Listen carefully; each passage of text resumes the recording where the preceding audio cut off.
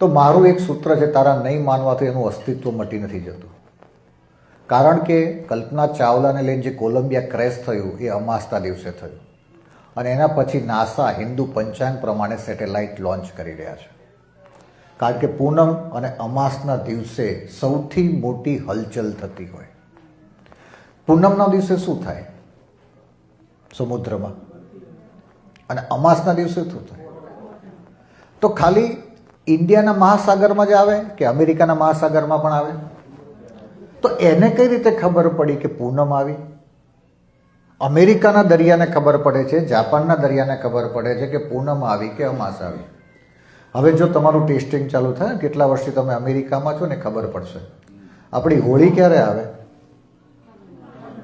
ફાગણ મહિનાની રક્ષાબંધન, ગુરુ પૂર્ણિમા, શરદ પૂર્ણિમા, હનુમાન જયંતિ, બુદ્ધ પૂર્ણિમા, દેવ દિવાળી. તો આપણા જ્યારે જ્યારે તહેવાર આવે ત્યારે અહીંના દરિયામાં પણ ભરતી આવે ને. ઈસ્ટરના દિવસે નથી આવતી, નાતાલના દિવસે નથી આવતી, ગુડ ફ્રાઈડેના દિવસે નથી આવતી, પણ ક્યારે આવે છે? ભારતના જ્યારે કોઈ પણ અમાસ આવે એટલે કે દિવાળી આવે ત્યારે દરિયામાં ઓટ આવે. તો વિચાર કરો, ઘણીવાર 2 સાતમ કપાતી હોય, 1 છઠ વધતી હોય, કાં 14 દિવસનું પખવાડિયું હોય, કાં 16 દિવસનું પખવાડિયું હોય, અને ભાવનગર જિલ્લા સાથે જે લોકો કનેક્ટેડ છે એને ખબર હશે, નક્કળન નિષ્કલંક મહાદેવ ક્યારે આવે દર્શન? એના ભાદરવી અમાસે. હવે જો કેલેન્ડરના મહાનતાની વાત કરું કે જે દિવસે પુરુષોત્તમ મહિનો હોય ને એટલે દર્શન 1 મહિનો લેટ જતા રહે છે. તો એને કઈ રીતે ખબર પડી કે આ વખતે પુરુષોત્તમ મહિનો આવ્યો? આ સૌથી મોટી આપણી કેલ્ક્યુલેશન છે, ખાસિયત છે.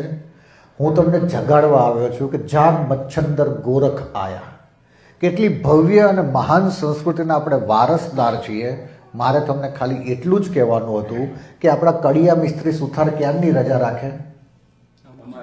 અમાસની. બરાબર. તો તમે ક્યારે વિચાર્યું કે અમાસની રજા કેમ રાખે? કે અમાસના દિવસે દરિયામાં શું આવે અને પૂનમના દિવસે શું આવે? તો આપણા શરીરમાં પણ 70% પાણી છે. જે દિવસે પૂનમ હોય એટલે આપણા શરીરમાં પણ ઉછાળા આવે, અને જે દિવસે અમાસ હોય ત્યારે આપણને ડિપ્રેશન ફીલ થાય. તો કડિયા મિસ્ત્રી સુથાર જે લોકો કાર્વિંગનું કામ કરતા હોય એ અમાસના દિવસે એને ડિપ્રેશન ફીલ થાય. એટલે આપણા શાસ્ત્રોમાં કીધું કે અમાસના દિવસે રજા રાખવી. અને પૂનમના દિવસે શું થાય? ભરતી આવે એટલે ડિપ્રેશન પાછું આવે, એક્ઝાઇટી કહે છે અત્યારનું એ આવે.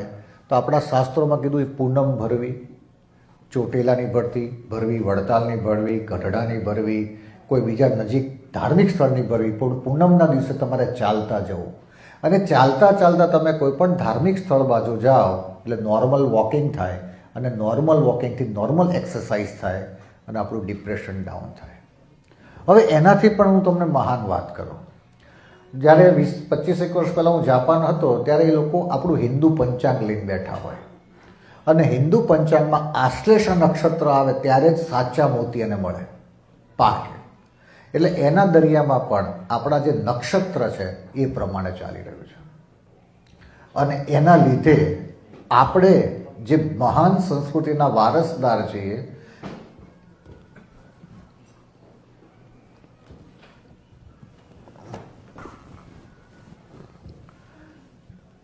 એ તિથિ પ્રમાણેના આપણે વારસદાર છીએ. આપણા બાળકોને કદાચ હવે તિથિ જોતા પણ નહીં આવડે.